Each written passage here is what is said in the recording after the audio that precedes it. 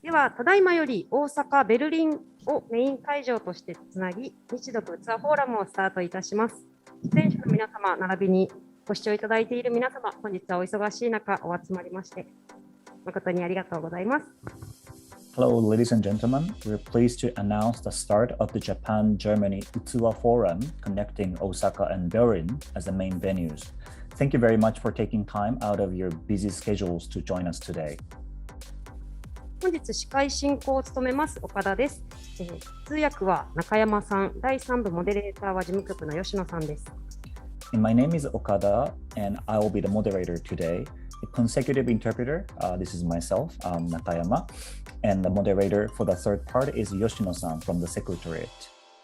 ドイツの通信状況によっては途中画面が停止してしまうこともあるかもしれませんが、最後までお付き合いよろしくお願いいたします。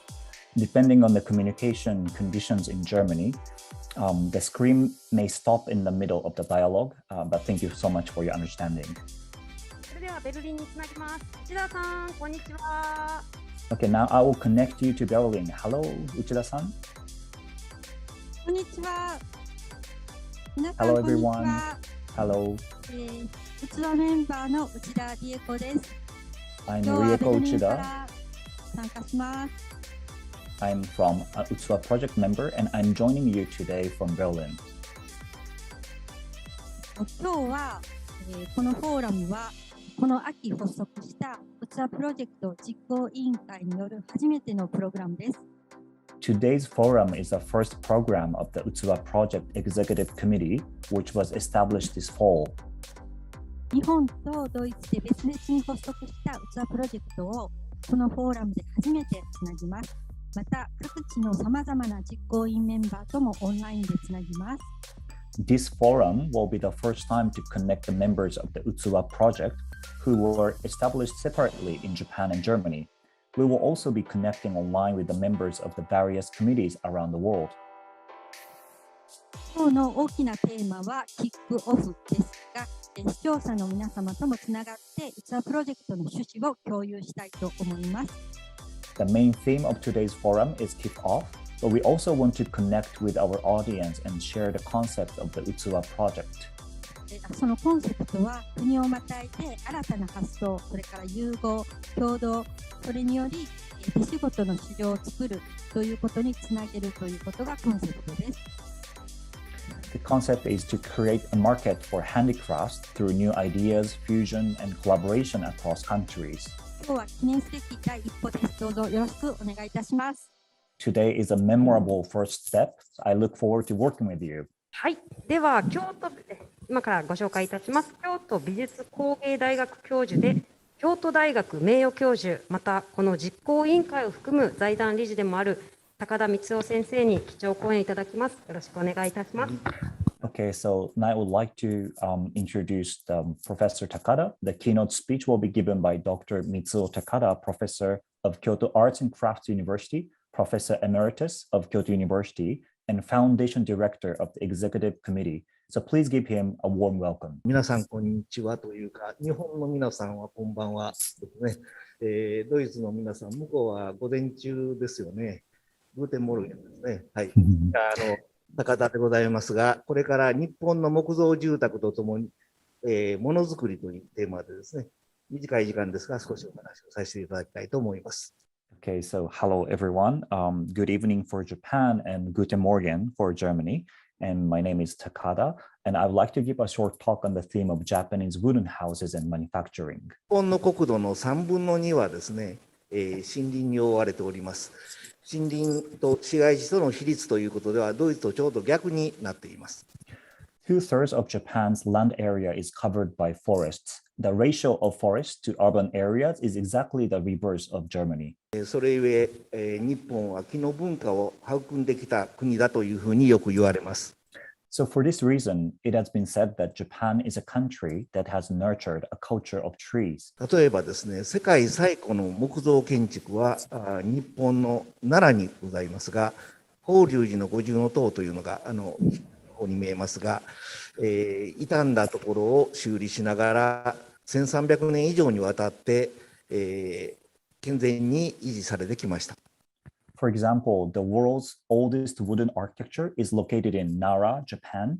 The five-story pagoda of Horyuji Temple has been maintained in good condition for more than 1,300 years while repairing the damaged parts. 京都の桂離宮を再評価したことで知られるドイツ人の建築家ブルーノ・タウトは、桂は涙が出るほど美しいというふうに自身の日記に記しています。Or the German architect Bruno Taut, known for his re-evaluation of the Katsura Rikyu Palace in Kyoto, wrote in his diary that Katsura was beautiful enough to make me want to cry. 日本では建築だけではなくて、さまざまな家具や重機が木で作られてきました。So not only architecture, but also a variety of furniture and fixtures have been made of wood in Japan. ドイツの環境史、環境の歴史ですね。環境史の研究の草分けとして知られるヨアヒム・ラートカウ博士は、オルツというご著書の中で、非いずる国、すなわち日本は、世界最高の木の文化を有しているというふうに書いていただいています。Dr. Joachim Latkau, a pioneer in the study of environmental history in Germany, wrote in his book, Holz, that the country of the rising sun, Japan, has the best wood culture in the world. 日本の木造建築は柱と梁からなる、軸組み構造です。Japanese wooden architecture is a wooden frame structure consisting of pillars and beams. 日本は地震国ですが、地震に逆らわずに安全を確保する工夫を中国から伝わった抜きという技術などを使ってですね、その技術を蓄積してきたということが言えると思います。Although Japan is an earthquake-prone country, it has accumulated ingenious ways to ensure safety against earthquakes, such as the technique called nuki, which was introduced originally from China. 敷地あるいは継ぎ手といった木を継ぐ技術ですね。これは新築の建物だけじゃなくて、既存の建物のメンテナンスにも活用されてきます。Joint technique called tsugite or shikuchi has been used not only for new construction but also for maintenance of existing buildings. この図の左の方の建物ですが、これは第二次世界大戦以前の伝統工法といわれる工法です。地震の時には、地震力に逆らわずに被害を最小化しようとした工法でした。The figure on the left shows a traditional construction method before World War II. It was a construction method that tried to minimize damage during earthquakes by not defying seismic forces. 一方、右の方の図ですが、第二次世界大戦後の、在来工法といわれる工法です。欧米の建築技術の影響を受けて、地震力に抵抗する構造を加えています。The figure on the right shows the conventional construction method after World War II, and it was influenced by the Western architecture technique that has a structure to be against the seismic power. 1950年にできた日本の建築基準法によって、伝統工法、左の方の工法は一時禁止され、新築住宅は右の方の在来工法が義務付けられました。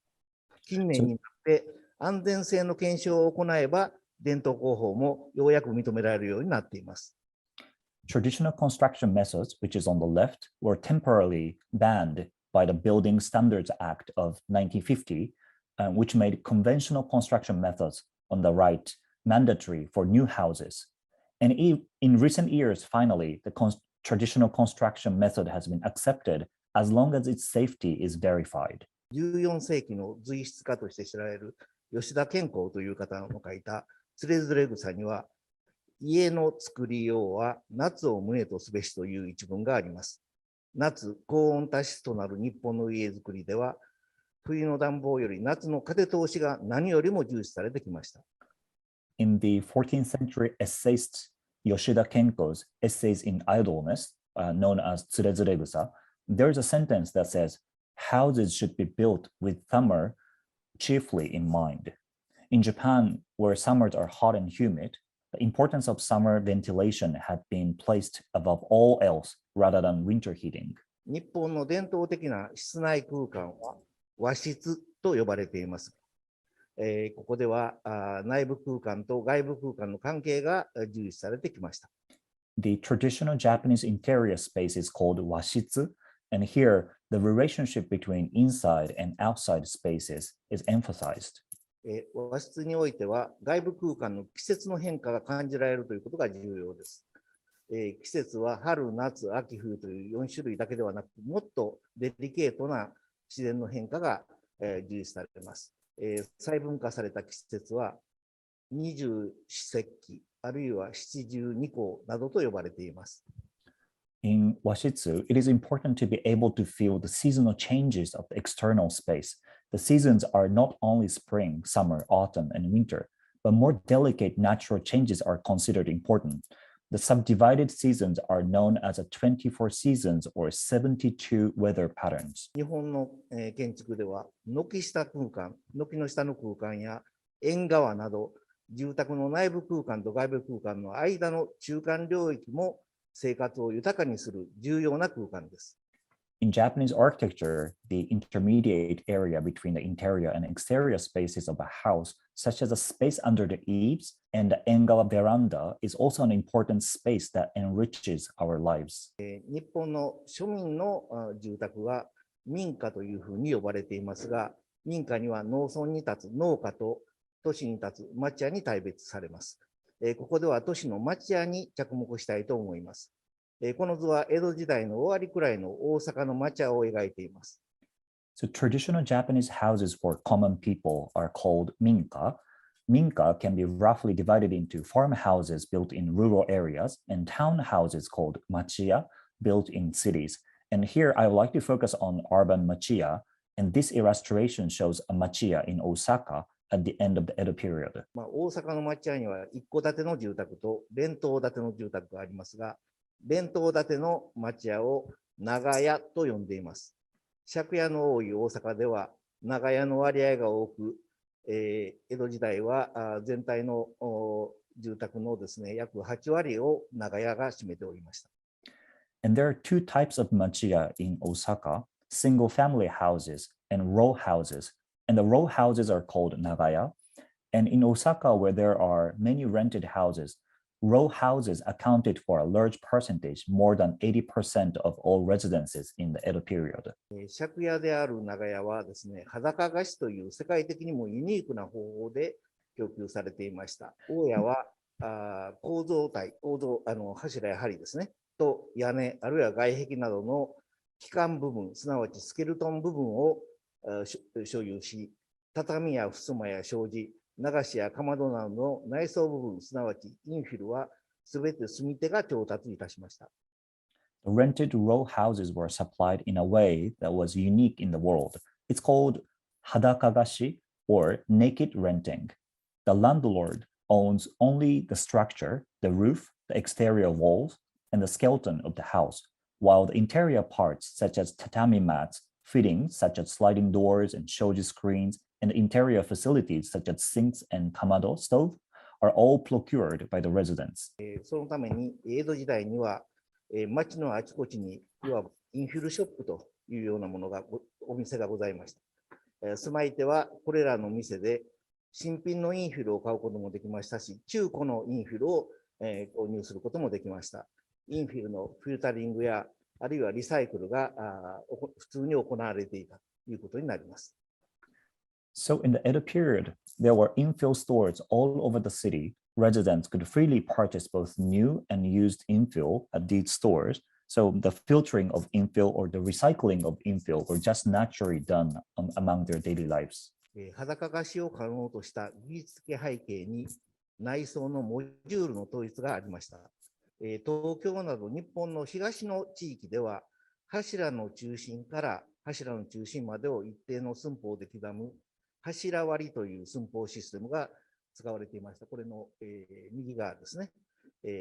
これに対して大阪や京都など西側の、日本の西側の地域では柱の内側から柱の内側までを一定の寸法で刻む畳割り、この左側のような寸法のシステムが使われていました。So the technical background that made hadakagashi or naked renting possible was a unification of interior modules.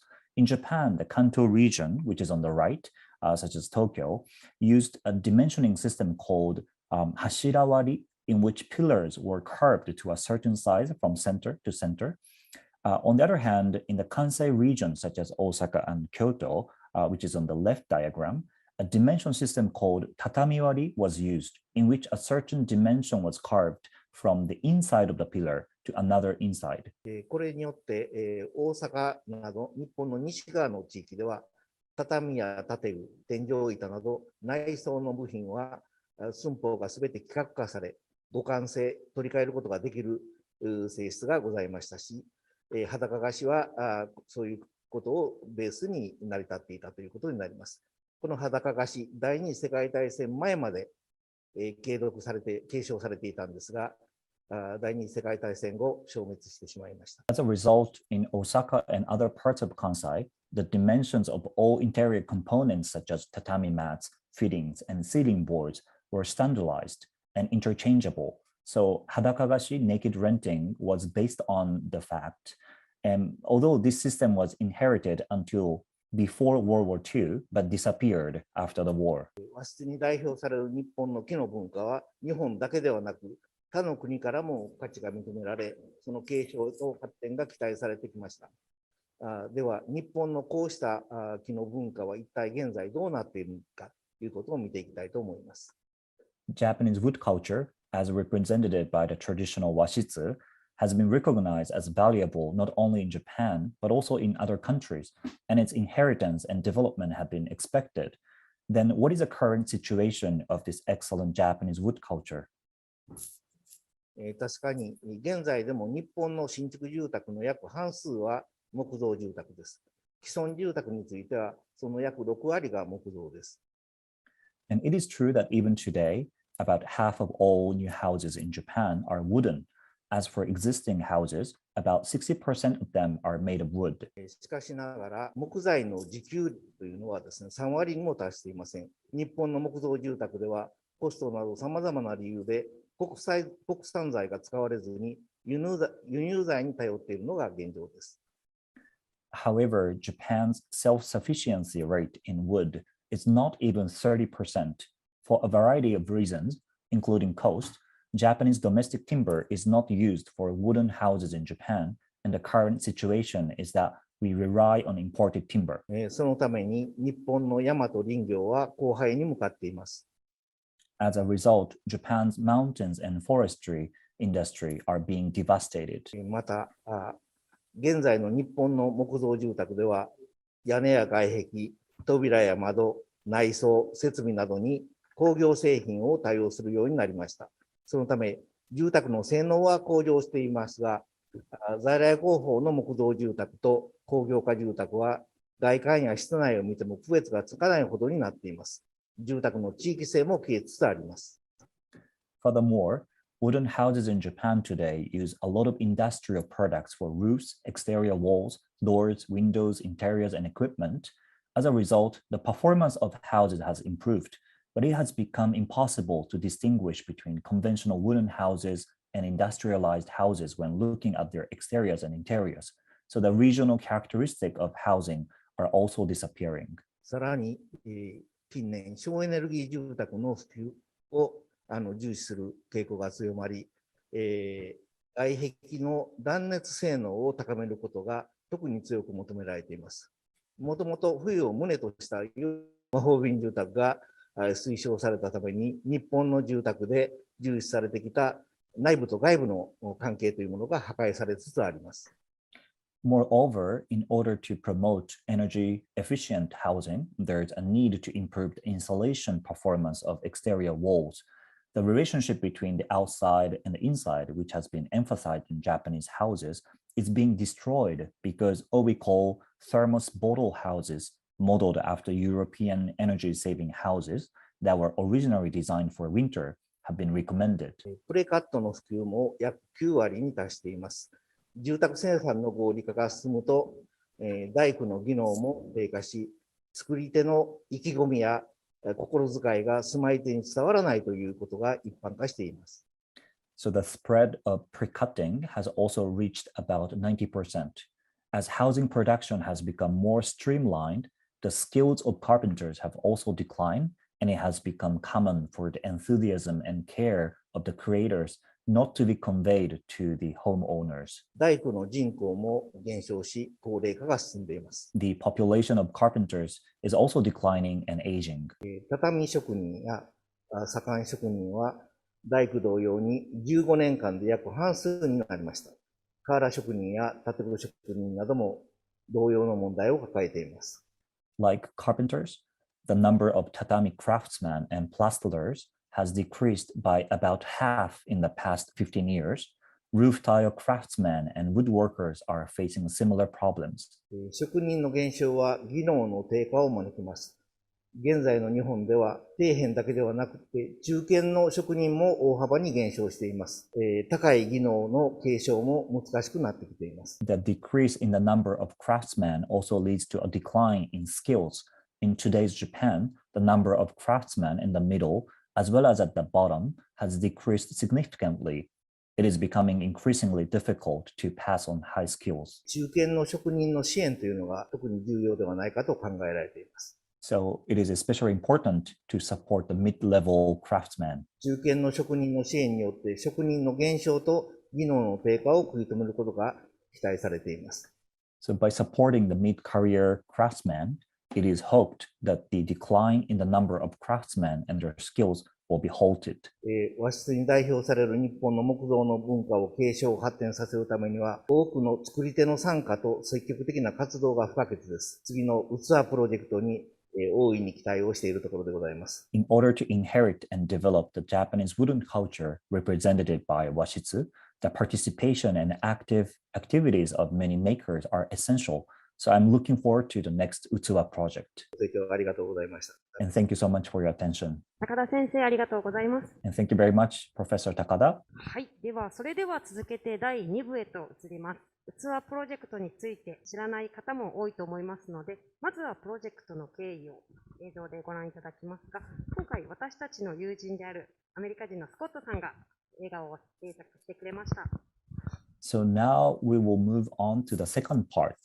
And I know that many of you may not know about the Utsuwa project, so please watch the video to learn about the background of the project. And this video was made by our American friend, Scott. 2015年、職人さんたちが良い仕事を継続できる市場づくりを目指し、Utsuwaプロジェクトを発足しました。このプロジェクトのきっかけは、自然素材を生かした手仕事の技術を発揮する場が減少し、後継者を育てられない、そんな現状にアクションを起こしたいという思いでした。移動可能な組み立て式和室、私たちはこれをUtsuwaと名付けました。人を入れる器という意味で、木工家、表具師、畳職人、ステンドグラス作家、デザイナー、建築士の6人が力を持ち寄り、一つの器を作りました。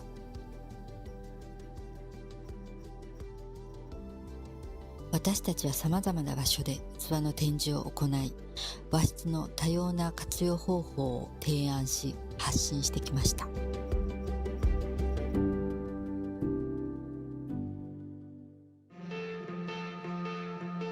このUtsuwaプロジェクトを海外の視点も盛り込んで展開できたらどうなるだろう。そんな思いで2018年ドイツへと渡ります。ドイツ・ベルリンでプロジェクトに賛同した建築家やデザイナー、木工家やエンジニアなど職業も国籍も異なる10人のメンバーが集いました。そんなベルリンメンバーの共通点は、日本の技術やものづくり精神へのリスペクトです。メンバーはアイデアを出し合い、それぞれのスキルを生かし、新たなスタイルの器を模索し始めました。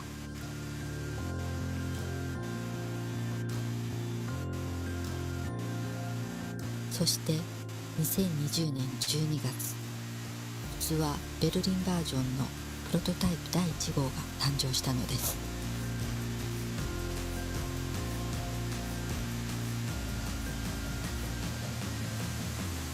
組み立て式の和室は手仕事や自然素材の良さを生かし表現するには最適なツールだと言えます。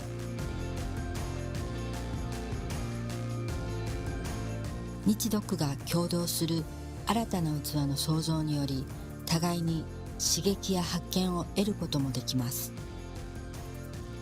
素材生産や手道具の製造メーカー、エンドユーザーをも巻き込み、新たな市場の創造へと広げていきます。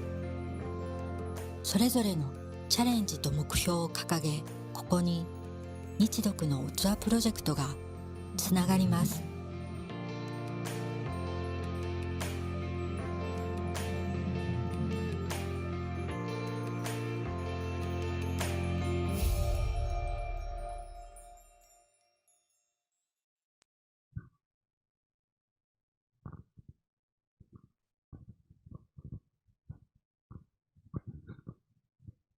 今日は実際に器製作に携わった職人さんたちにお越しいただいております。皆様一言ずつ簡単な自己紹介とプロジェクトに対する思い、器の良いところなどをお願いいたします。Okay, so today we have actually artisans who are actually involved in the production of Utsuwa. So please give us a brief self-introduction and your thoughts on the project and what you like about this Utsuwa project. お願いします。まずはですね、日本の器プロジェクトメンバーより、日本、ドイツ交流160周年おめでとうございます。コロナが収まり、また、いつか元通り交流できる日を楽しみに願っております。Okay, so first, I would like to mention that the congratulations on the 160th years anniversary for Japan and Germany relationship. And I do hope that that Corona pandemic will be over sometime and we can actually directly interact with each other. さてですね、先ほどご紹介いただきました、私、畳職人をしております、大江と申します。And as I'm introduced, my name is Oe and I'm a tatami maker. 畳はですね、1000年ほど前からある日本の伝統的な床材です。And tatami has been existing in Japan from 1,000 years ago, and it's a very traditional wood, the flooring material. 住環境や生活スタイルの変化により、畳職人とともに激減しておるところ、いているところです。Although the number of tatami makers are declining dramatically because of the change of the housing and also the lifestyle. そんな中ですが、少しでも畳や和室が残ってほしいと思い、内田さんと器プロジェクトの一員として伝えるの活動をさせていただいております。And I started to be involved in this Utsuwa project with Uchida-san because I do want more and more people will know about the attraction of washitsu and then also the tatami mats. このプロジェクトから売り手と伝えて、また使い手とその3つが一つになり、その先に持続可能な社会へとつながっていくような気がしております。And I do feel that this project will trigger the more for the sustainable society in which the creator and users and then also the communicators live in harmonious with each other. まだまだ道半ばですが、皆様と共に良い方向に進んでいけたらと思っております。Although we're in the middle of the way, but I do hope, that we share the future direction together with all of the participants today. 本日はよろしくお願いします。And thank you so much, everyone. はい、ありがとうございます。では次に中野さんお願いします。Okay, next, Nakano-san. はじめまして、兵庫市の中野と申します。よろしくお願いいたします。Hi, everyone. My name is Nakano. I'm the papeler or table wheel master. 内田さんは、大江さんからの紹介でありましたが、すごく熱い方だなと思ったのが最初の印象でした。My first impression of the Uchida-san is actually, as Mr. Oem also mentioned, that a very passionate person. 本当にやけどをしそうな方ですよね。Almost I got burnt by her passion. 私の仕事は兵具と言いまして、今回は日本の器の壁面、天井、襖、障子を紙を使って作らせていただきました。紙は取り残しという美しい紙です。And my job is hyogushi in Japanese, that means like a papeler. So this time I used a very beautiful paper called torinokoshi, and I covered this utsuwa, for the ceiling and the side wall, and then also the fusuma sliding doors. 裏からのりで違う種類の紙を貼ることによって、裏打ちという作業をして、それにより、取り残しを強く耐久性を持たせるのが教具の仕事です。And the job of the papeler is how to strengthen the durability of the paper. So giving the glue and combining the different kind of the materials to make the stability of the paper. 器を使って表具の仕事なども内田さんのお力で世界に発信できればと思っております。ありがとうございました。So I do hope, that this job of the papeler from Japan will be recognized, worldwidely in collaboration with Uchida-san. So thank you so much for your attention. 中野さんありがとうございます。中野さんお願いします。Thank you. Next is also Nakano-san. 職人大好きの内田さんからお声掛けをいただきまして、初期から参加をさせていただいております。兵庫市の中野千佳子と申します。よろしくお願いします。Hello, everyone. My name is Chikako Nakano. I'm also the papeler. And also I was called, by the Uchida-san, who loves the Japanese craftsmen and women. And I'm the early member, of this project. プロジェクトの活動は2015年の12月、アトリエヒロさんから始まって、ハイアトリージェンシー京都、アベノハルカス、四天王寺さんなど、そんなところで狂言とか雅楽とか舞台として、またお茶室として皆様にご覧をいただきました。And this Utsuwa project, has started from 2015 December, starting from Atelier Hero and also Hyatt Regency Kyoto, Abenoharkas. This is the shopping building in Osaka.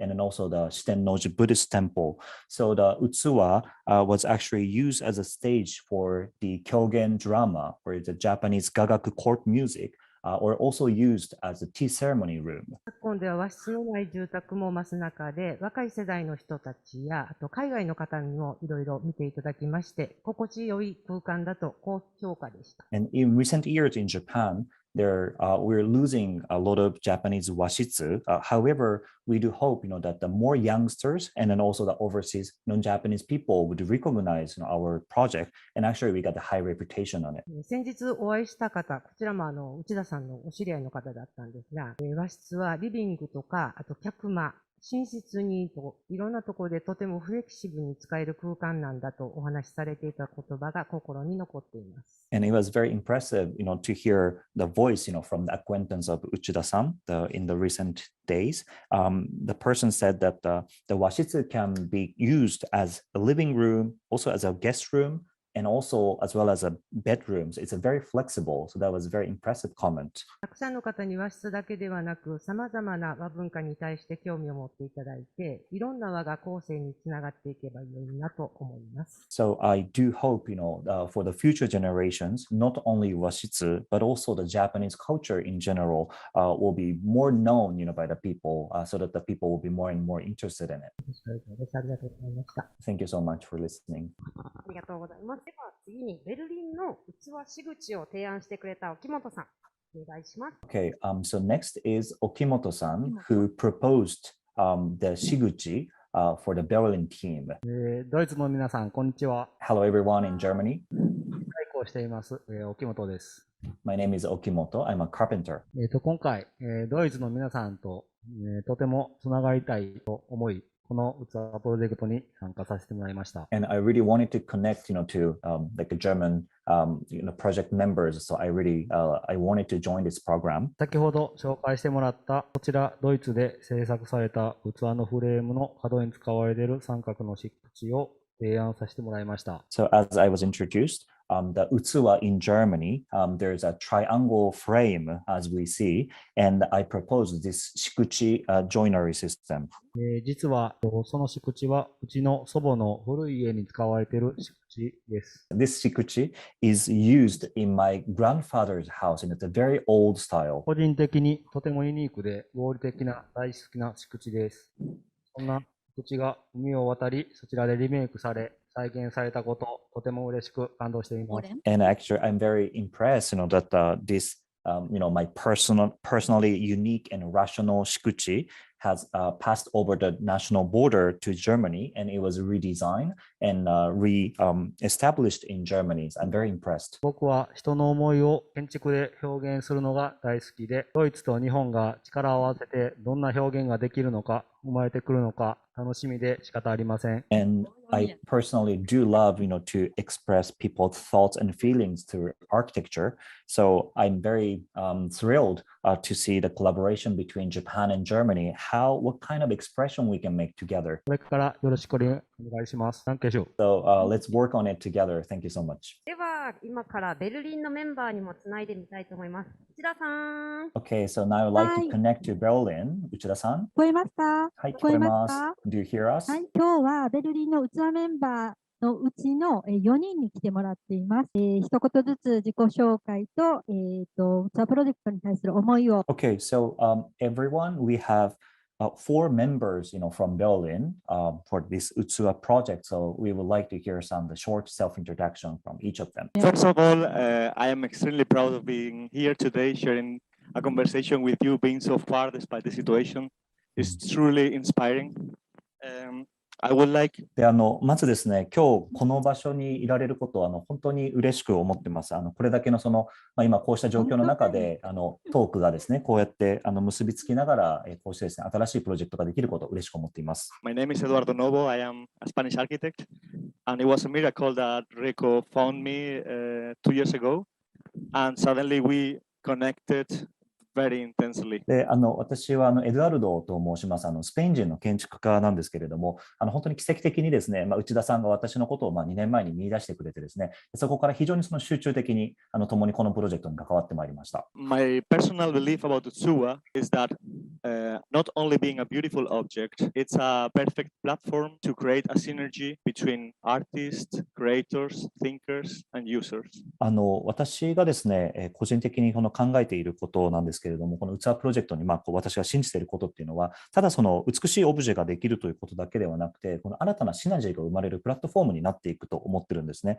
そのアーティストであり、クリエイターであり、そして共にこの未来を考える人であったりとか、そしてそれを使う人たち、その皆さんで作っていけるものであると思っています。And just to finish, after this beautiful experience of these 2 years, I think that we have to align in a thinking that will solve the difficulties that we found during the process. Distance, costs, logistics, communication, and I think if we solve some of these aspects, we are going to be a very strong platform with a lot of potential. で、このですね、本当にこの2年間、美しい経験をですね、共に過ごさせてもらってですね、それを終えた今ですね、改めて感じるのは、この器プロジェクト、そしてこの器っていうのは、多くの困難というものを乗り越えていける潜在的な大きな可能性があるというふうに感じています。で、様々なですね、距離であったりとか、この今のロジスティックスの問題、コミュニケーションの問題とか、いろんなものはあるんですけれども、それをも超えていける可能性があるというふうに感じています。And I am very much looking forward to see you in person. Thank you. で、もちろん皆さん直接お目にかかれることを本当に楽しみにしております。はい、ありがとうございました。Thank you so では much. 続きまして、ドイツ人の木工職人、ヨストス。Okay, so the next is a German woodworker, Mr. Justus. Thank you very much. I'm ね、very, very happy to be here from the same reasons that Eduardo just explained. The whole connection, the friendship, and the co-working was a great experience for me who had to cancel his first trip to Japan 1 year ago. It was very disappointing, but his passion really cheered me up, and the whole process success was a great experience. And as a had to cancel. 皆様本当に私もですね、先ほどエドワルドさんがおっしゃった通りですね、本当にこの場にいられること、そしてこのプロジェクトができること、嬉しくですね、幸せに思ってます。こういうこのつながりが距離を超えて生まれることであったりとか、友情が生まれて、そして共に共同するっていうことができることですよね。で、本当に残念だったのは、1年前ですね、日本に実際に行って、直接皆さんとね、お会いできる機会があるはずが、こういった状況だったので、キャンセルせざるを得なかったっていうことが本当に残念でした。As a woodworker, I'm very fascinated and passionate about traditional Japanese woodworking because it's very meditative, spiritual, but also very rational. で、私もですね、そのドイツ人の木工家として、日本の木工の技術とか伝統っていうのはすごくずっと興味があったんですね。で、非常に瞑想的でありですね、精神的な部分がある一方で、非常に合理的なものがあるものだと思っています。There are no copies and everything is unique, like the tools, the resources, the techniques, everything has fine individual details, what makes it special, long-lasting, and beautiful. で、私はですね、どういうふうな技が使われているのかというものをですね、ちょっとプリントを持っているんですけれども、それを見ながらですね、いかに美しいものがこういう技術を持って、今まで守られていて、それが継承されるものなのかということを改めて感じています。Working with the Utsuwa project was amazing for me because it was the first time really working with people who are either professional or also very interested in these kinds of work. で、器プロジェクトにですね、こうした形で、このね、日本からやってこられた、このプロの方とですね、そしてこのプロジェクトに本当に興味を持っている方と、こうして一緒に仕事をする、日本の方と仕事をするっていうのは私にとっても初めての経験です。The difficulties were time, space, preparation, money, and material, just as Eduardo just mentioned. でやっぱりその、難しさですよね。それはその時間の制限であったりとか、当然空間の制限、それから、そのマテリアルですよね、をどう用意するのかということなど、これもエドワルドさんがおっしゃった通りなんですけれども。But we've used what we could have and made the best of it, learned a lot, and developed a very good friendship and kind of working together. で、そうした中でもですね、私たちは今そのある状況の中で、ベストを共に尽くしてですね、で本当に学ぶことは多いですし、それをやっていく中で友情がどんどん深まって、でまた新たにですね、一緒に新しい形を作っていけたらなというふうに思っています。The most important thing we have to consider when building such a project, especially when you're from a Western culture, is to be in the right mood, take your time, don't take any shortcuts because you will do mistakes, and so we'll have a great success, beautiful project, and thank you very much, Rico, for this opportunity. で最も重要なことですよね。私にとって本当にこのプロジェクトに参加できることっていうのはとっても嬉しいことで、特にその、西洋文化からですね、やってきたものとして、でこの日本のそのやり方ですよね。でこのじっくりとその、やり方、技術を学んでですね、そして決してその近道をしない、その近道をしてもそのミスを生み出すもとなので、その中で本当に多くの学びをいただいています。なので、このプロジェクトがぜひ成功してですね、新たな取り組みになっていけたらなと思っています。本当にありがとうございます。内田さんもありがとうございます。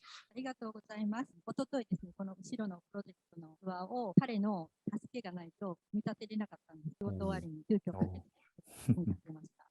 So, thank you so much, for your support, the day before yesterday, because without your help, we couldn't build, this Utsuwa, and then you came, after you finished your job, and so it was really, really sweet. では、次はですね、クロアチア出身のビナを紹介します。彼女はウェブデザインもしますし、キャラクターのデザインもします。今回、私たちの器プロジェクトのウェブサイトもデザインしてくれました。広報部長です。Okay, so the next I would like to introduce Vina from Croatia, and she's a designer, and she's been in charge of the web designing, and also she's been designing some characters, and then also she does some PR of this project. So I would like to hear some comments from her. So first of all, hello everyone joining us here offline and online. As my speakers before, I'm very excited to be speaking to an international audience. An international audience for Utsuwa is in a way an indicator of Utsuwa's success. で、皆さん、改めまして、こんにちは。オフラインで参加の方も、オンラインで参加の方も、どうも、こんにちは。で、今日は、こうしたですね、その国際的なオーディエンスの方々とお話しできるということに、とても、嬉しく思ってます。で、こういったことがですね、そのドイツと日本との関係の中で、つながりが生まれて、成功していくってことは、とても意味があることだと思っています。Because Utsuwa started as a small international team in Germany.With the aim of becoming an even bigger international network. で、もともとこの器のプロジェクトっていうのも本当にこの小さなですね、多国籍のチームでドイツの中で始まったんですね。で、それがどんどんといろんな方の協力を得て、今大きくなってきていると感じています。Utsuwa gave me insight and on-hand experience in architecture and carpentry.As well as access to an international multidisciplinary team of people in which, in my opinion, is also Utsuwa's strongest point. で、器プロジェクトに関わって私が得た気づきっていうのは本当にこの建築であったりとか大工さんのその技術を通してですね、この国際的な感覚でしかも様々なその領域を横断してこんな風なコラボレーションができるっていうことですね。これ本当に器からいただいた気づきだと思ってます。I look forward to see Utsuwa's development as well as more Utsuwas all over the world. Thank you very much. で、もちろんですね、この器のプロジェクトが、より発展をしていってですね、で、実際私たちの今後ろにあるようなこの器っていうのが、これから世界中で見られるようになっていけたらなというふうに、それを楽しみにしています。どうもありがとうございます。はい、ありがとうございました。ですね、今日ですね、コメントはしたくないというとってもシャイなクーン、もう一人来てくれてるので、一言だけ挨拶だけしてください。Okay, so the next is actually Kuhn, and who's been extremely shy, and then he doesn't actually want to make comments, but maybe we can hear one word from him. てぬわなめ。 Hello everyone. And 皆さん also こん happy にち to は be。here and I agree with my friends and the member of Utsuwa project. So thanks to everyone. で、皆さんありがとうございます。今日この場にいられることを嬉しく思ってます。で、こうしてたくさんのですね、友人たちと一緒にですね、このプロジェクトを進められることを本当に嬉しく思っております。はい、ありがとうございます。こちらからは一旦返します。Okay, so thank you so much. So we're passing back to Japan now. はい、ありがとうございます。では、ちょっと時間が早いんですが、第3部へと移りたいと思います。そうですね、皆さん、こちら大変短いコメント時間とはなりますが、よろしくお願いします。Okay, so everyone now, then let's move on to the third part, although like time is a little bit like earlier. And I'm sorry for everyone, the very short comment time, but thank you so much for your understanding. ではですね、ここからはモデレーターを吉野さんにお願いいたします。And from here, I would like to ask Mr. Yoshino to be the moderator from here. はい、ありがとうございます。だいぶ時間が、早く、当初ここでだいぶ遅れるだろうと思ったんですが、順調に今来ておりまして、少し安心しました。ここからはですね、ディスカッションのセッションになります。最後のディスカッションになりますので、ここでいろいろ皆さんがやり取りできればと思います。様々な職種、あるいは立場の違った器チームの方、それから実行委員の方、そういう日独の人たちで、競争プロジェクト、共に作るプロジェクトのついてのご意見、あるいは期待などをお話しいただきたいと考えております。一人1、2分という短い時間ですが、その中で8人の方にお話を聞いていきたいと思っております。Okay, thank you so much everyone for your attention. And I thought like we would be more like later than we scheduled, but actually we are very smoothly proceeding our forum, which is great, and I'm relieved. So now we're moving on to the discussion. So I would like to ask the members of this committee who are from various backgrounds about your expectations and opinions on the co-creation project between Japan and Germany. So the challenges, of handicraft technology and the issues in the market for craftsmanship. So one speaker has about 1 to 2 minutes, and we're going to hear from the 8 persons. はい、ありがとうございました。ちょっと日本語喋ってないことまでちゃんと言っていただきましたのでありがとうございます。それでは早速ですが、はじめに、ドイツ人で、東京大学の文化資源学研究科特任准教授のベルクマンさんにお願い、一言、2分でお願いいたしたいと思います。よろしくお願いします。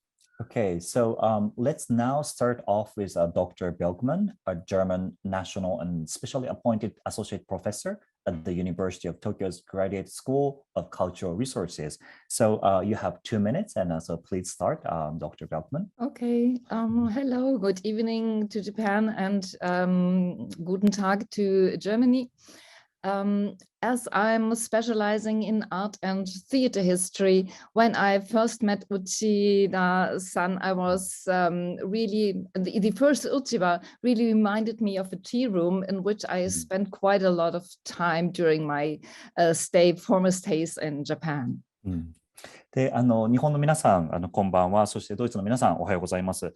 で、私はですね、専門がその芸術とですね、それからこのシアターのヒストリー、劇場の歴史というものを研究しておりまして、で、その中で私は今回、内田さんからのご紹介で、この器をですね、見たときに、本当にその、お茶室のような空間だなと思って、で、実際にですね、この器の中で、かなり長い時間を過ごさせていただきました。In my opinion, traditional handicrafts embody the means of changing attitudes towards materiality, towards the ever-accelerating spiral of longing for the new. Consumerism still rules the world and dictates the rule of the market, and we are taking more resources from the earth than the earth can resupply. で、私のですね、意見なんですけれども、この、伝統的なその技術であったりとか空間というものは、私たちのその成熟というものは何かということ、その態度とはどういうものなのかということを改めて考え直させてくれると思っています。で、今まさにですね、本当に世界中をその消費主義が席巻をしていてですね、でそこにもうまさに支配をされているような状態、そしてその中で私たちはその地球が、補給不可能なほどにですね、エネルギーを使いすぎているという状況が起こっていると思います。If we want to live within the Earth's carrying capacity and not continue to overshoot its resources, we will have to do something radically new. And making use of handicrafts and traditional knowledge by a team like that of Utsuwa, which crosses over borders, bears the possibility of something new and also more sustainable. で本当にですね、この地球の資源を収奪するだけではなくて、そしてこの地球のキャパシティを超えない範囲で我々が生きていく中では、本当にこのラディカルに新しいことを始めていく必要があると思うんですね。で、こうしたその器のプロジェクトっていうのは、この手仕事であり、この伝統というものは、これ本当に国を超えてですね、新しく持続可能な暮らしであり、生き方ということを提案するものであるというふうに考えています。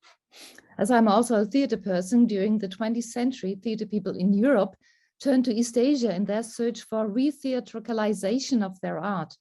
Maybe now it is the time to turn to Japan to re-simplify our living environment and to overcome the often propagated and enacted Japanese touch for your home, which I just don't like. You said like in the end, you said like the Japanese propagated. The Japanese touch for your home, that's also a book. And it means in a way that you have a kimono on the wall and all these really superficial things in your home, which does not protrude to the real Japanese culture. I see. Yeah, thank you so much. Yeah.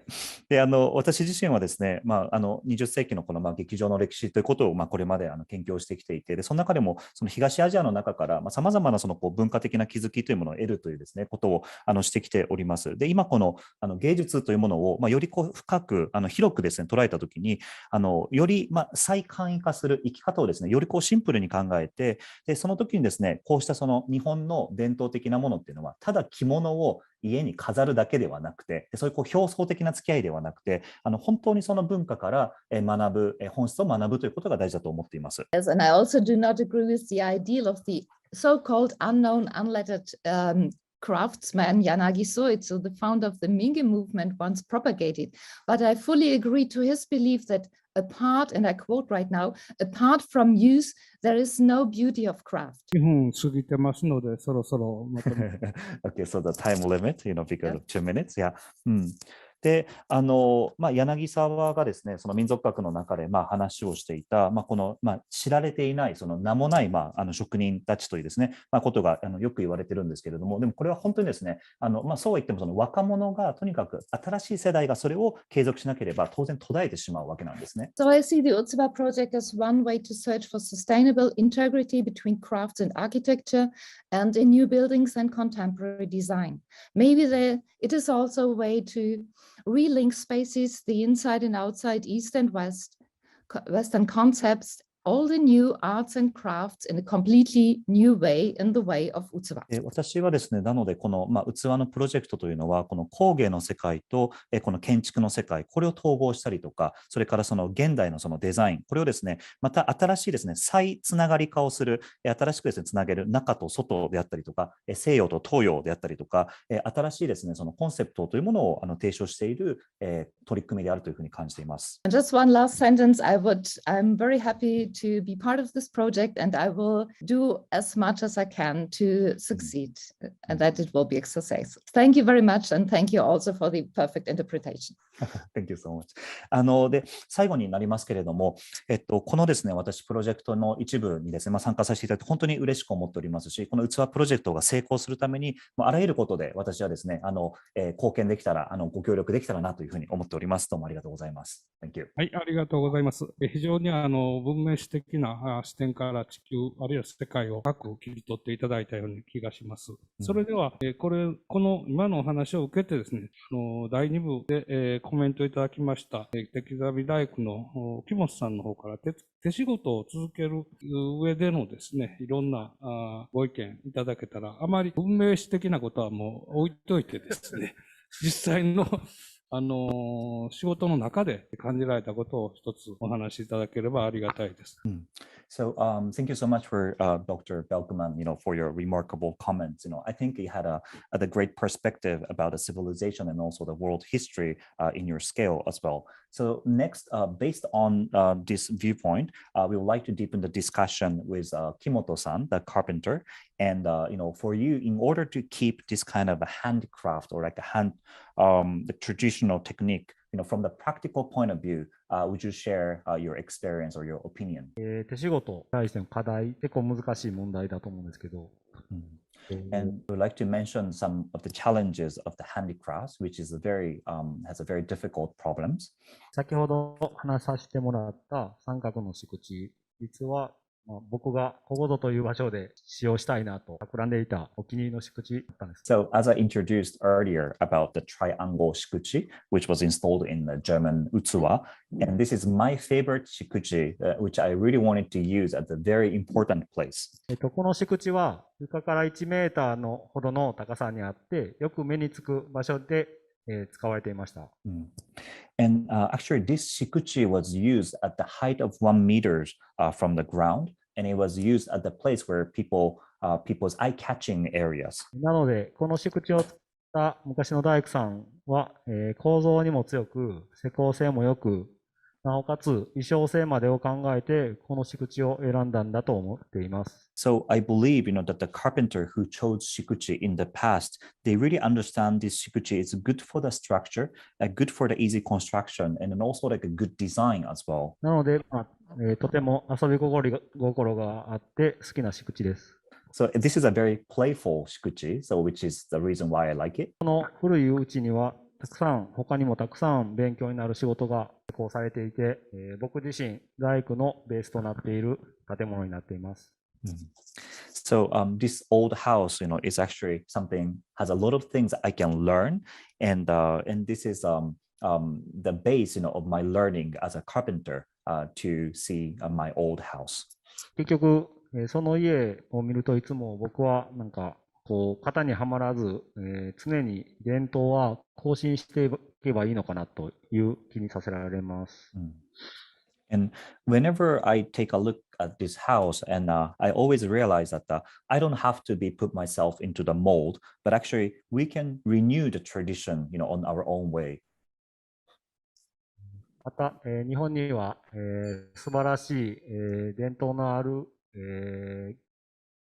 技法が残っているため、日本の職人さんは、僕をはじめ、インプットがとても不得意なんだと僕個人に思っています。よそから取り入れることが、よその国からの技術とかを取り入れることが不得意なんだと思っています。I see. And then also in Japan, because we have so many references, in domestically in Japan, like traditional techniques. So we're good at learning inside, but we're not that much good at learning, from the very outside techniques. なので、この器プロジェクトを通しまして、海外の人たちとたくさん交流を取り、いろんな発想が生まれ、新たな伝統が生まれることを切に願っております。So that's why I do hope, that joining this Utsuwa project, which gets me involved, in an interaction with overseas, that generates the new inspirations and that'll create the new tradition in the future. So that's my hope. So thank you so much. はい、ありがとうございます。非常に、幅広い話をいただいたんですが、ちょっと時間がまた押しましてですね、タイムキーパーよろしくお願いします。それでは、ここからベルリンの方に飛びまして、ベルリンの木工家の吉俊さん、もう一度ですね、この今の議論を踏まえて、ツアープロジェクトに対する期待などとコメントいただきたいと思います。よろしく。Okay, so thank you so much for your comment. And although time is now also we're losing time again, so please be mindful on the time limitation. So the next I would like to pass on to the Berlin again, and so the Mr. Justus, the woodworker, can you share your expectations on this Utsuwa project again? Yeah, it's everything went really fast in the beginning. So we met in a restaurant and we were talking, already making plans, and then all together with a architects, the craftsmen, we developed also with the advice from our Japanese friends or friends in Japan, this Shiguchi. Yeah, actually time was flying so fast and we were struggling a lot with the right environment, with the right material. It was a great success. I see. で、まずですね、私が今回のこの器プロジェクトを振り返ってみると、本当になんか全てがもう本当にあっという間、時が飛ぶようにですね、過ぎ去っていったなというふうに感じています。で、最初にですね、レストルームで話していた時からですね、このアイデアがあってですね、じゃあ最初にバンを作ってみようとか、そこからじゃあ建築物を作ろうとかですね、で、さらにこの敷地の話もそうですよね、日本のその友人からアドバイスをいただいて、じゃあなんかこれをどういうその環境、どういう環境を作れるかで、どういうそのマテリアルを使えるかっていうことをですね、本当にすごい早い時間の中でですね、最適なものを見つけて作り出そうとしてきたというふうに感じています。And one thing I mentioned in the end of my introduction was not to take shortcuts. And that was my maybe Western naivety that I have to admit was making many mistakes in this project. And the most important thing would have been do the markings really correct, really straight, take your time, the markings to cut the joinery. And I was like, okay, I have to build very fast and use the, should I let you explain first or translate first? でさっきですね、先ほどの自己紹介でも最後に言ったんですけれども、この近道をしないっていうことをね、お伝えしましたよね。で、ここがですね、ちょっとその私が、西洋的なナイーブさがあるかもしれないんですけれども、やっぱりやってみたら、この継ぎ手の部分とか敷地のですね、このマーキングをするっていうところで、本当にたくさんミスをしたんじゃないかなというふうに感じをしているんですね。だからそれぐらいすごく深い学ぶことがとても当然多いことなんですね。ジャストスはミスをしたって言ったんですけど、彼はすごいなと思ったのは、これ実は1分の1でまず最初にモックアップを彼は作りました。これの前に2分の1を一度作ってるんですね。さっきの沖本君からアドバイスを受けて、この仕口で行こうっていうことに決まった後、彼はテストを2回しました。その折に、この仕口はオリジナルの沖本仕口と変えてるんですね。これはジャストスのアレンジです。こういうことが、ロックでやってる意味かなと。こちらで使う道具とか、素材が日本とは違うので、彼が作りやすいようにアレンジしました。これはすごい素晴らしいことだと思います。So I would like to give an additional comment to it. Even though like Justus said, he made some mistakes, but actually this is like one scale mock-up. And before this, Justus made 1/2 mock-up. And learned from Japanese carpentry, and then he did a testing twice.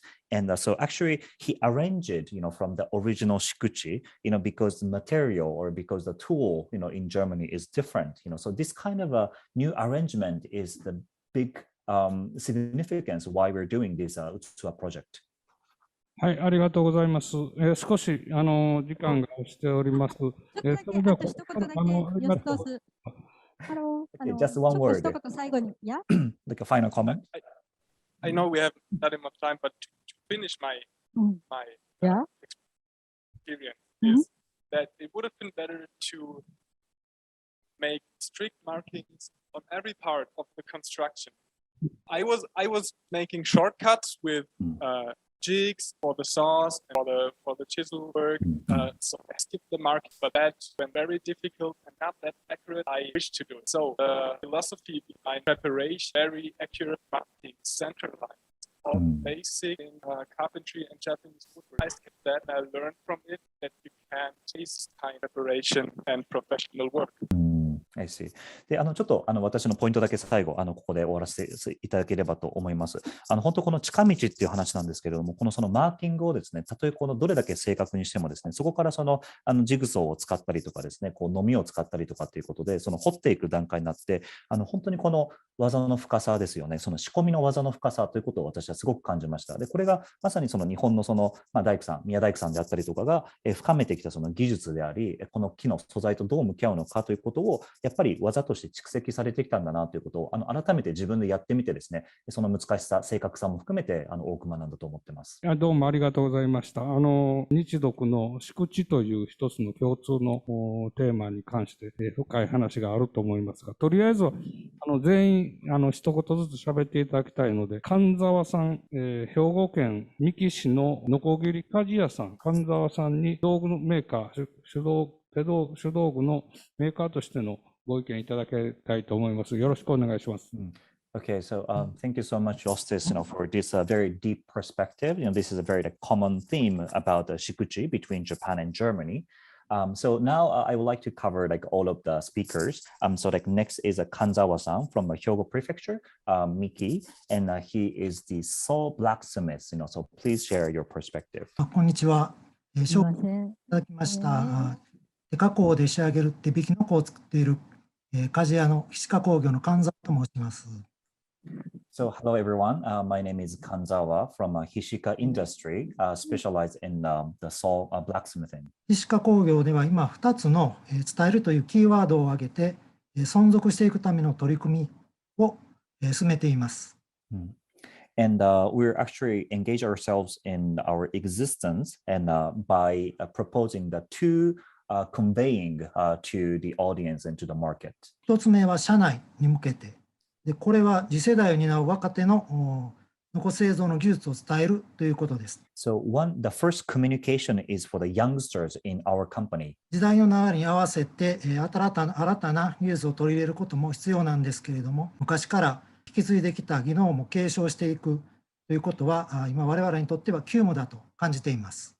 And we feel that this is a very urgent task for us, and of course, to learn about new technique is important, but also to pass on the traditional technique which we have succeeded, from the older generations is very, very important. 2つ目は社外に向けて。And the second communication is for the outside the companies or the market. 手作りのこの良さを世界中に伝えるということ。機械生産品とは違う手作りの品の良さというものを思いを乗せて PR していく仕組みを今構築していこうとしています。We are really trying ourselves, to build the PR for overseas, and then also outside of our company. What is great about handcrafting? What's the difference between the handcrafting and the machine production? And this kind of attraction can be conveyed and well communicated for the outside people. これからも鍛冶屋として手仕事で作る商品を提供していくことが我々の使命だと思って突き進んでいこうと思っております。And we believe that this is our mission to keep on making the handcraft like blacksmith works. And so we really committed, to strive for the future to succeed these skills, So thank you so much. はい、どうもありがとうございました。その後ですね、富山県のシロさん、谷畑の組子メーカーのシロさんいらっしゃいますでしょうか。Okay, so next is Shiro-san from Toyama Prefecture, who's a Kumiko craftsman. Are you there? はい、皆さんこんばんは。Good evening, everyone. 皆さんのこの画面越しにお会いできて嬉しく思っています。よろしくお願いします。I'm very pleased to meet you all via this screen. 私どもの会社では、そういう組子っていう商品を作っております。細かい木のパーツを使用しまして、木の方にはめていって、文様を作るっていう仕事をしております。So as you see, we're making what we call kumiko. So this is the joining the different parts of little joints and make the pattern using the wood materials. 組子は幸せを願った吉祥文様と言いまして、人の幸せを願って一つ一つ丁寧に手作業で木を組み込んでおります。こういう組子商品を通じて皆さんに気持ちいい幸せな気持ちになっていただけたらなと思って制作しております。And these are made by our handcrafting and wishing for the people's happiness and well-being. And because this pattern is called kishomonyo in Japanese, which means auspicious pattern. 皆さんとその組子で何かつながりができたらいいなというふうに思っております。よろしくお願いします。I'm very happy and hopeful to have a connection, with overseas members by the means of kumiko. ありがとうございます。時間を守っていただきました。ありがとうございます。And thank you so much for being punctual. ベルリンのツアー実行委員会のメンバーで、ベルリンで一番腕のいい木工職人という噂が流れてるそうですが、ぜひお話しいただきたいと思います。ドリアンさんどうぞ。Okay, so the next we would like to hear from Dorian, and we've heard a great reputation that he should be the best woodworker in Berlin, and so let's hear from him. Hello, thank you. I'm very honored to be here and meet all of you. I'm relatively new on board. いや、皆さんこんにちは。とてもこうして皆さんに会えて嬉しく思っております。で、私はですね、このプロジェクトに関わったのは比較的新しいメンバーではあります。I don't know about the best craftsmen in Berlin, but I do enjoy crafting. I'm a woodworker, kagu shokunin. I make furniture. I very much enjoy the idea of the fusion of craft and the conservation of craft of this project, of the Utsuwa project. で、私がですね、ちょっとこれ自分がそのベストなのかどうかわかんないんですけれども、ベルリンを拠点としてですね、家具職人をしております。で、本当にその家具を作ること、木を使って家具を作るということを楽しんでおります。で、この器プロジェクトのですね、まさにクラフトとかこの工芸をですね、フュージョンしていく、そしてその保全していくっていうアイデアにとても共感しています。And I very much look forward to the inspiration that will be gained from the cross-cultural crafts connection and being able to make new markets, possibly with the joining of the crafts from Japan and Germany. で、日本と文化のですね、クラフトをつなげることによって、でこうしたですね、今いろんなことがこうして文化をですね、クロスカルチャルに横断することで生まれている創発とかインスピレーションがあると思うんですけれども、そこから市場をどう作っていくのか、この動きをとても楽しみにしています。Thank you very much. どうもご清聴ありがとうございます。ありがとうございました。それでは、日本でですね、敷地の技術を学ばれたベルリン在住のエミさん、イギリスとドイツで手仕事なり、あるいはデザインを手掛けられておりますが、器プロジェクトについてご意見お願いします。Okay, so next we would like to hear from Emi-san, who learned shikuchi in Japan and who's been working in the UK and Germany and working on the design.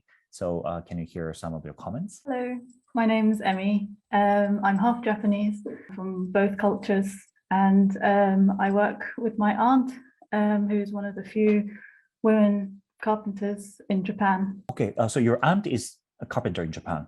So my aunt is a carpenter, and I visit her every year for the last 5 years.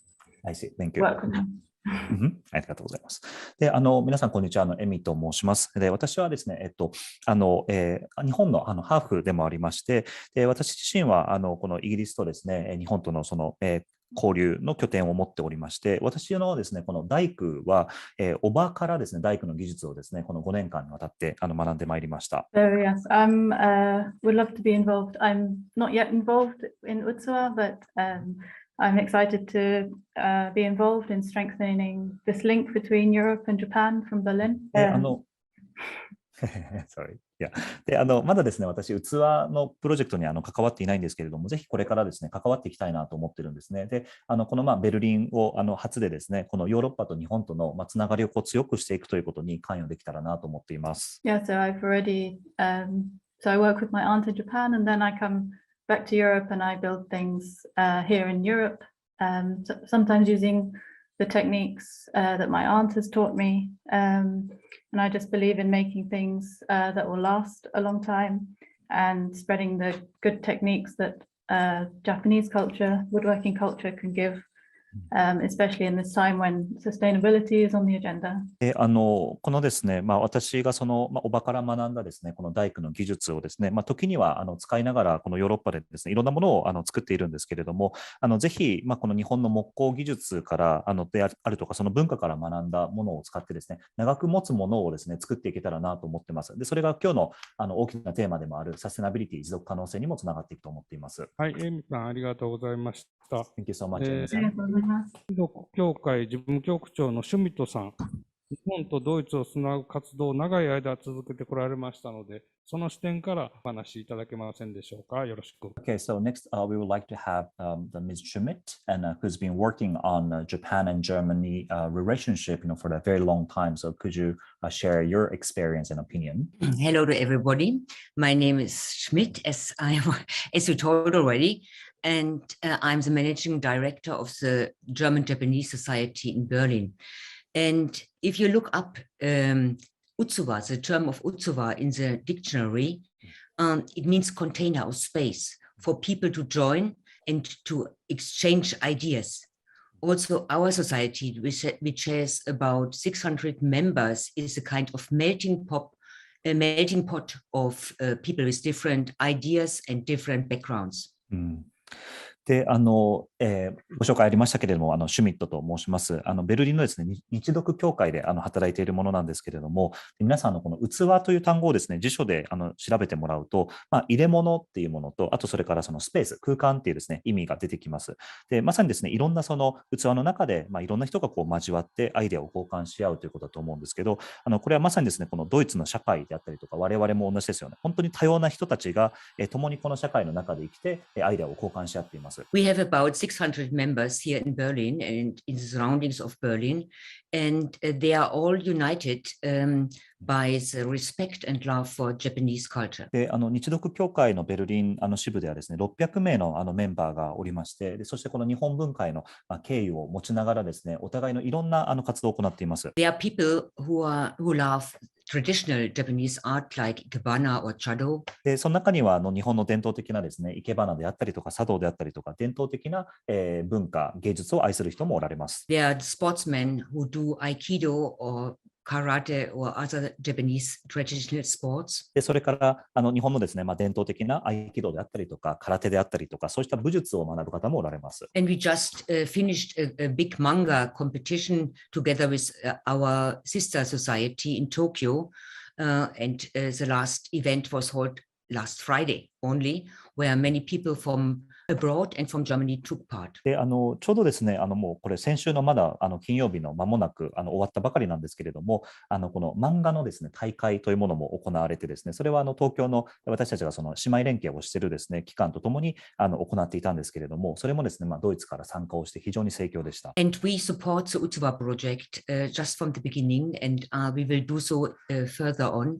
And I hope that it will have much success. で私たちはですね、このUtsuwaプロジェクトに関してはもう初期の頃からサポートさせてもらってですね、そしてこれからますます、サポートをしてですね、ぜひさらなる成功につながっていってほしいなと思っています。Thank you. ご清聴ありがとうございます。ありがとうございました。Thank you so much. 最後、時間迫っておりますが、高田先生の方からご感想一言お願いします。Okay, so everyone, we're coming to the end of the program, but as a final comment, we would like to hear from the Professor Takada. 皆さん大変お疲れ様でした。ツアープロジェクトの意義についてですね、3点ほどちょっと感じたところがありますので、簡単にお話ししたいと思います。So everyone, again, thank you so much for joining this forum. And I would like to mention the 3 important significances of this Utsuwa project. 一つ目はですね、木の文化と言いましたけど、人と自然との関わり方を見直す大変いい機会って言いますかね。Utsuwaプロジェクトというのはそういう意義があるというふうに思います。So the first, I was talking about the wood culture in Japan, but this Utsuwa project really realizes us to rethink the relationship between humans and nature. So this is a great opportunity to think about it. 2つ目にですね、このプロジェクトはお金をかけた最高の技術というよりも、むしろ一般の人が使える普段使いの伝統技術の継承発展を目指しているというふうにも感じましたし、ぜひそうしてほしいと。And then also the second significance is that Utsuwa project focuses not on the very high-end luxurious technique, but rather this is more for the ordinary people in our daily lives. We can succeed these skills and we can actually use them, in our daily scenes. And this is something I do hope, that the Utsuwa project, follow like this direction too. 最終的には作り手と住まい手が結びつくということが大変重要なことなんですが、この国際的なですね、取り組みの中でですね、作り手と作り手、住まい手と住まい手、作り手と住まい手が非常にいろんな形で関係ができてですね、それが大きな力になるというふうに感じました。ぜひ頑張っていただきたいと思います。And thirdly, this is about the connection, between the creators and then also the communicators and also the residents, the users. And because of this overseas communication, they're actually having a lot of synergy and new vibes are being made. So I do hope, this project continues in success. Thank you so much. 短時間でまとめていただきましてありがとうございました。実は Thank you so much for wrapping up in a very short time. 本日のこのフォーラム、実は日独友好140周年の記念ではありますが、実は聖徳太子が亡くなられて1400年の記念の年でもあります。And everyone, today's forum is a commemoration of the 160th anniversary of the Japan-Germany friendship, but it is also a commemoration of the 1400th anniversary of the death of the Prince Shotoku, from Japan. 聖徳太子は1400年前の日本の天皇の摂政で、日本の国づくり、当時の世界最大級の大国であった中国との外交でも活躍されました。The Prince Shotoku was the regent of the Emperor of Japan at the time and was active in the development of the Japanese nation and diplomacy with China, the largest powers in the world at the time. 同時にですね、日本の法隆寺、先ほど出てきました法隆寺とか、あるいは四天王寺の建立をリードされ、今も大工の神様として全国で崇められております。And at the same time, he was responsible for the construction of the Horyuji Temple and Shitennoji Temple, and is still praised as the god of architecture by all in Japan. この壁に貼っております手ぬぐいです。これは11月22日に行われました万象堂の方へ仏教のセレモニーですけれども、そこで振る舞われたものでございまして、南無阿弥陀仏というふうに書かれてですね、その中にノコギリとか鎌とかカンナとか、そういうちょっと見にくいですが、そういうものが全部入っておってですね、非常にありがたい文字でございまして、これの発足のセッションとして、ぜひフォーラムとしてこれを最後に見ていただけたらと思います。Everyone, you can take a look at this tenugui towel because this towel was served, for us at the one Buddhist memorial service on Banshodo, held in November 22nd. And so you can see there's a word called Namu Amida Butsu. This is sort of dedicate myself to the Buddha's word and wisdom. But when you take a closer look, actually, these characters are made of some of the tools like saw or chisel or kanna planer. So this is a very grateful, and then also this is so appropriate, for the establishment of today's forum. So I really wanted to introduce to all of you. ありがとうございます。それでは最後にですね、内田さんに締めくくりの言葉をお願いいたしたいと思います。So now, to conclude our forum, I would like to hear the final comment from the Uchida-san. 今日は記念すべきキックオフにふさわしい皆さんのコメントをいただき、本当にありがとうございました。And thank you so much, for sharing your great comments, for the kickoff of this Utsuwa project. 今日は参加したUtsuwaメンバーと、あと実行委員のメンバー、それから視聴者の皆さんですね、画面の向こうで見ていらっしゃる皆さんも、もう関心を持つ人はすでに皆さん、Utsuwaプロジェクトのメンバーです。If you're interested in this project, you are actually already a part of it.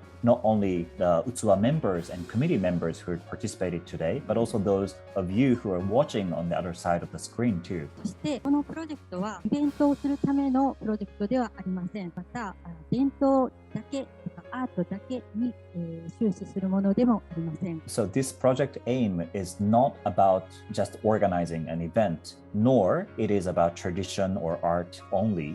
このプロジェクトは実際に使い手がいる生きた空間を作り出すことが目的です。そしてそれは作り手の仕事となって、技術や思いの継承ですね。それに寄与するプロジェクトです。And the project aims to create a living space with actual users, which will become the work of the creators and contribute to the inheritance of skills and the spirit of craftsmanship. さらには、使い手の皆さんにも手仕事の良さとか価値を知ってもらう機会を作っていきたいと思っています。In addition, it creates an opportunity for the users to know the quality and value of handicrafts. どのような形でも誰でも参加できるこのUtsuwaプロジェクトにぜひ皆さんも今後も注目してください。本日は本当にありがとうございました。This is a project that anyone can get involved with in any way, so please keep an eye on it. And thank you so much for your participation today. では日本に返します。Okay, passing back to Japan. Thank you so much.